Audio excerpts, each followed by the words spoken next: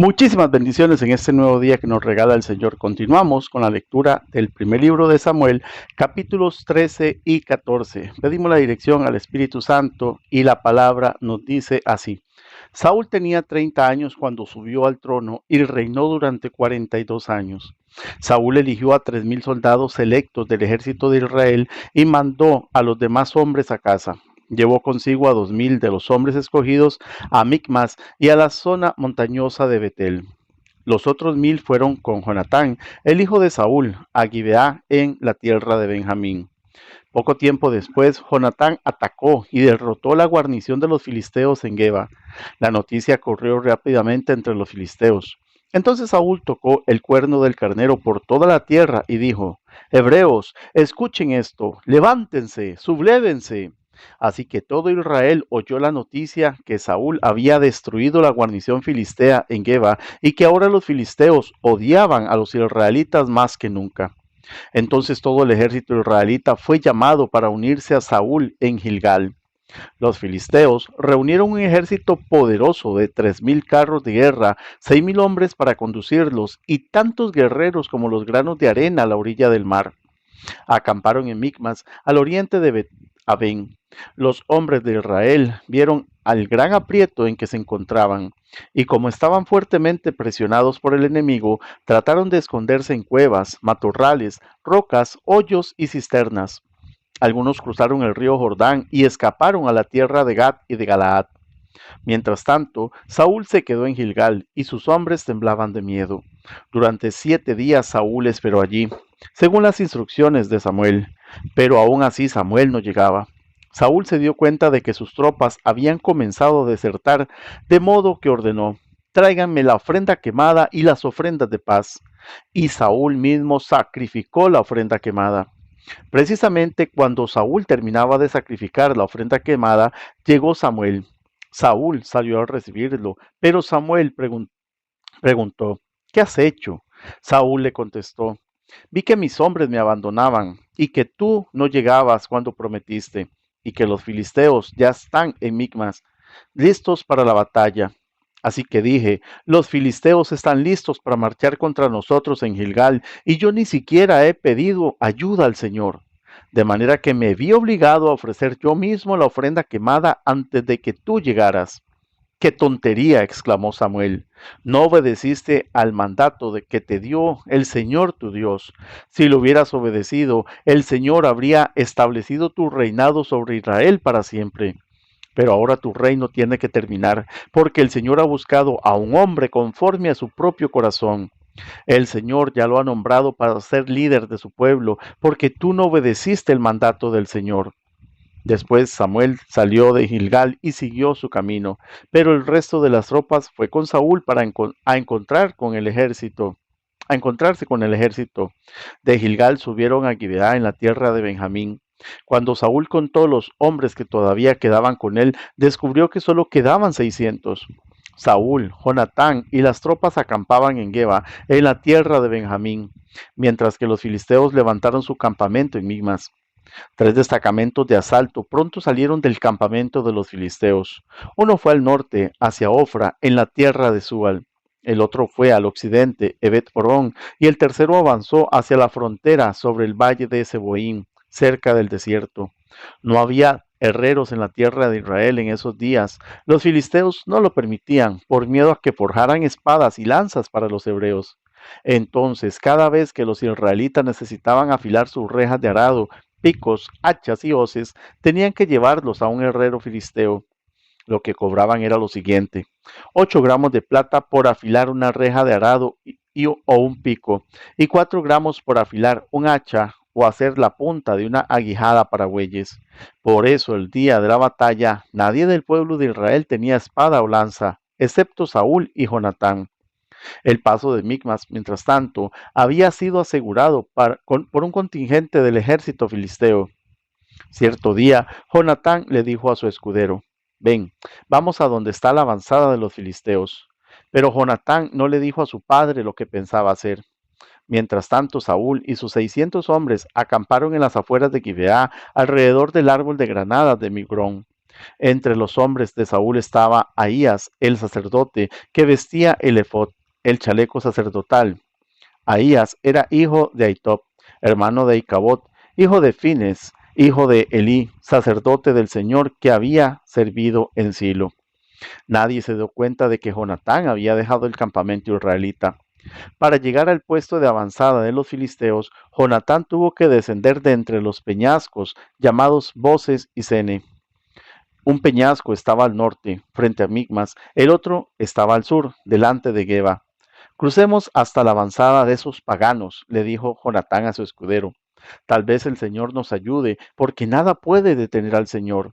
Él puede ganar la batalla, ya sea que tenga muchos guerreros o solo unos cuantos. Haz lo que mejor te parezca, respondió el escudero. Estoy contigo, decidas lo que decidas. Muy bien, le dijo Jonatán, cruzaremos y dejaremos que nos vean. Si nos dicen, quédense donde están o los mataremos, entonces nos detendremos y no subiremos hacia ellos. Pero si nos dicen, suban y peleen, entonces subiremos. Esa será la señal del Señor de que nos ayudará a derrotarlos. Cuando los filisteos vieron que se acercaban, gritaron, miren, los hebreos salen de sus escondites. Entonces los hombres de la avanzada le gritaron a Jonatán, sube aquí y les daremos una lección. Vamos, sube detrás de mí, le dijo Jonatán a su escudero, porque el Señor nos ayudará a derrotarlos. Así que escalaron usando pies y manos. Entonces los filisteos caían ante Jonatán y su escudero mataba a los que venían por detrás. Mataron a unos 20 hombres en total y sus cuerpos quedaron dispersos en un espacio de 4 hectáreas, de cuarta de hectárea. De repente el ejército de los filisteos se llenó de pánico, tanto los que estaban en el campamento como los que estaban en el campo, hasta las avanzadas y los destacamentos de asalto. Y en ese preciso momento hubo un terremoto y todos quedaron aterrorizados. Entonces los centinelas de Saúl en Gibeá de Benjamín vieron algo muy extraño. El inmenso ejército filisteo comenzó a dispersarse en todas direcciones. Pasen lista y averigüen quién falta, ordenó Saúl. Y cuando hicieron el recuento, descubrieron que Jonatán y su escudero no estaban. Entonces Saúl le gritó a Ahías, trae el efod aquí.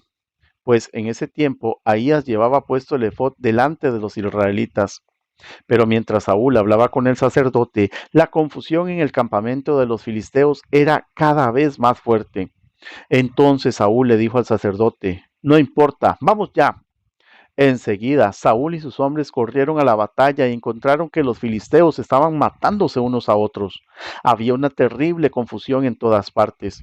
Aún los hebreos, que anteriormente se habían unido al ejército filisteo, se rebelaron y se unieron a Saúl, a Jonatán y al resto de los israelitas. De igual manera, los hombres de Israel que estaban escondidos en la zona montañosa de Efraín, cuando vieron que los filisteos huían, se unieron a la persecución. Así que en ese día el Señor salvó a Israel y la recia batalla se extendió aún más allá de Bet-Aven. Ahora bien, ese día los hombres de Israel quedaron agotados porque Saúl los había puesto bajo juramento diciendo, que caiga una maldición sobre cualquiera que coma antes del anochecer, antes de que me vengue por completo de mis enemigos. De manera que nadie comió nada en todo el día, aun cuando en el suelo del bosque todos habían encontrado panales de miel. Así que no se atrevieron a tocar la miel por miedo al juramento que habían hecho. Pero Jonatán no había escuchado la orden de su padre y metió la punta de su vara en un panal y comió la miel. Después de haberla comido, cobró fuerzas. Pero uno de los hombres lo vio y le dijo, tu padre obligó al ejército que hiciera un juramento estricto que cualquiera que comiera algún alimento hoy sería maldito. Por eso todos están cansados y desfallecidos.